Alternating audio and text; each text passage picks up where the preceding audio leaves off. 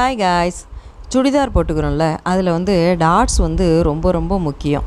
Dots வந்து 4 சைடும் போடணும். அப்படி போட்டோம்னா தான் ஒரு நல்ல ஷேப் நமக்கு கிடைக்கும்.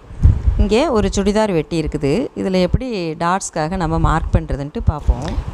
சுடிதாரோடைய உள்பக்கம் மேலே இருக்கிற மாதிரி திருப்பி போட்டுக்கணும்.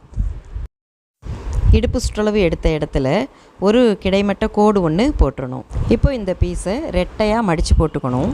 இந்த மடிப்பு பக்கத்திலிருந்து டாட்ஸ்க்கான அகலத்தை நம்ம மார்க் பண்ணணும். இப்போ இந்த பாயிண்ட்லேருந்து மேல் பக்கமும் கீழ்ப்பக்கமும் சமமான அளவு இருக்கிற மாதிரி உயரத்தில் நம்ம ஒரு அளவை குறிச்சிக்கணும். அப்படியே இந்த மடிப்பை திருப்பி போட்டோம்னா இந்த பக்கத்துலேயும் ஒரே அளவாக முன்னாடி என்ன அளவு எடுத்தோமோ அதே மாதிரி பாயிண்ட் பண்ணிக்கணும்.